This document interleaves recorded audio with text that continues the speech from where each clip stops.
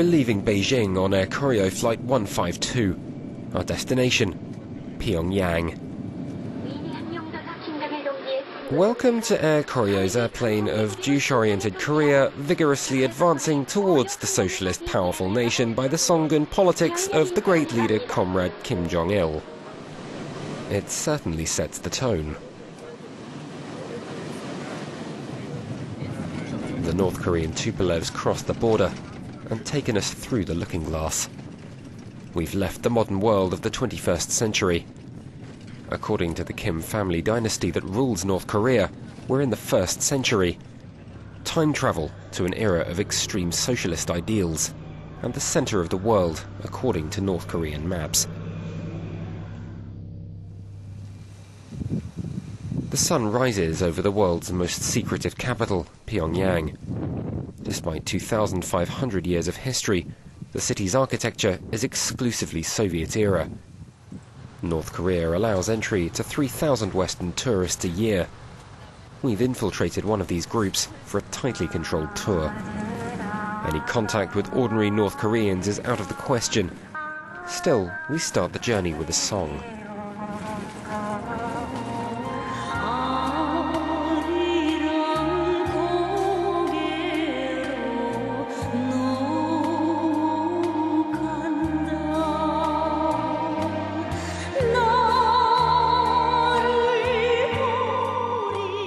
In theory, this footage is forbidden.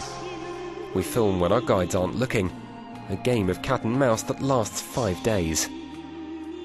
North Korea needs foreign money, but the regimes refuse to lift the veil on a country that's been left behind by the rest of the world. Shortly after leaving Pyongyang, we see what seems to be a corpse lying in the distance, in the middle of nowhere. It's hardly a warm welcome to the Democratic People's Republic of Korea. We also can't forget that this is still a nation at war, a conflict frozen in time for 50 years. The first mandatory visit on our tour is to the demilitarized zone, the line that divides nations, families, north and south. Up to 1 million soldiers guard the zone, a world record. Our guide's a North Korean officer. Western tourists are rare, but Russians, and especially Chinese, come in the hundreds of thousands. It's mass tourism, North Korean style. Be careful, respect the flag. Take the photo, take the photo. Smile, smile.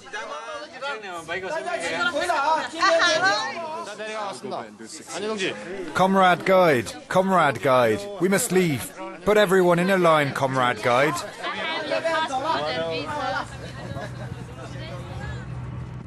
We continue. Cars in North Korea are a rarity. Even bikes aren't often seen. There are still, however, a few temples. Today, the Korean monks in our country enjoying their freedom of this country. Freedom here is a relative term. To the outside world, they seem anything but. When President Kim Il-sung and leader Kim Jong-il visited these temples, they gave the valuable lessons to restoration of these temples. So later they sent a lot of funding and distribution of these temples.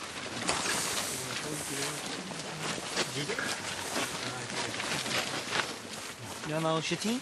Huh? You're now shooting? No. But I thought, frankly, that there is no religion. Our country? Yes. No. Our country has Christians, monks, and Buddhists. Our country has a few church and many temples. But people don't want to go there because they're very busy. Don't think about Jesus. Not enough time to think about that. It's true that North Koreans have a lot to do. The nation's 25 million inhabitants are subjected to a rigorous routine of daily chores and collective work. Under constant monitoring, guided by the inspiration of Kim Il-sung, the father of the nation's system of Juche self-reliance. Called the Eternal President, Kim Sr. rests in this mausoleum, enshrined and surrounded by the highest security.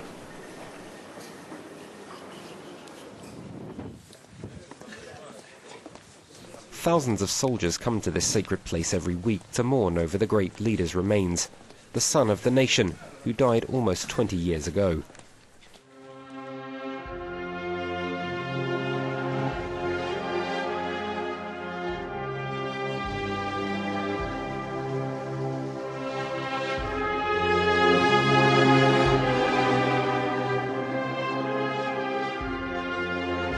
In his 40 years of rule, Kim Il-sung crafted his own legend and installed the communist world's first dynasty.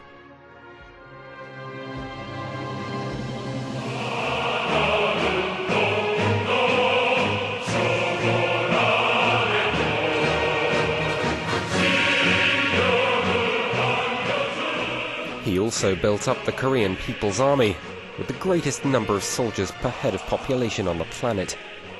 For them, it's a perpetual state of war against imperialists, most of the rest of the world. You can have a picture of the marks and the learning. Hello, can take pictures? But what do North Koreans themselves think? What do these images mean to them?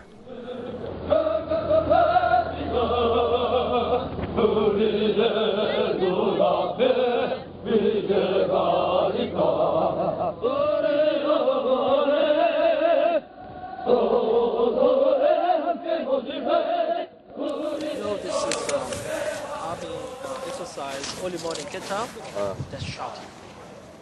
With that, it also clear the throat. So after get up, shouting anything, whatever they like. There seems to be a lot of singing in North Korea. Even if the words change, the meaning behind them is constant and crystal clear. Now we will sing a song for you.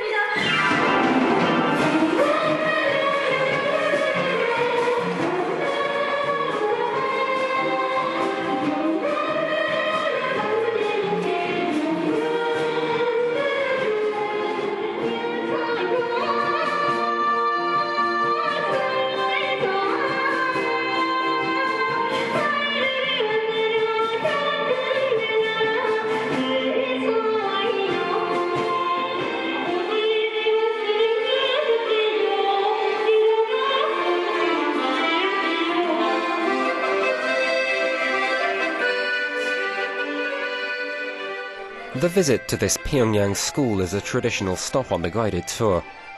It's the same one every time. Now we're 120 meters underground in the city's subway, at one of the 2 stations we're allowed to visit. No foreigners ever seen the other stops. Any contact comes as furtive looks that seem surprised, maybe even hostile. No one speaks to us. It's as though the population is mute.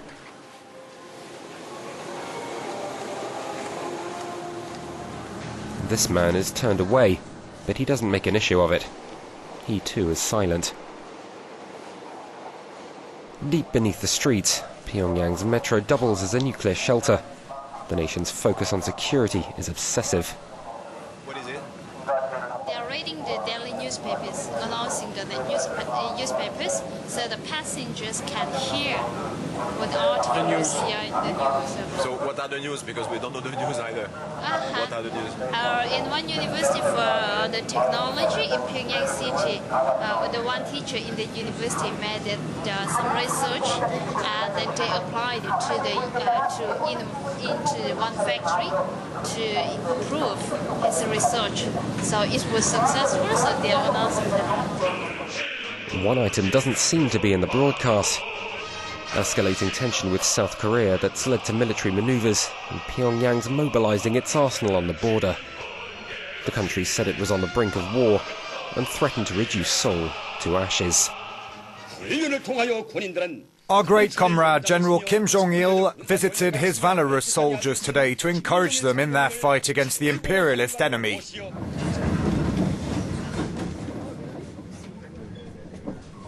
It's time to head for the border. It means 24 hours of travel across the country by train. There are hundreds of tanks in transit, covered with tarpaulins, camouflaged to guard against enemy satellite photos.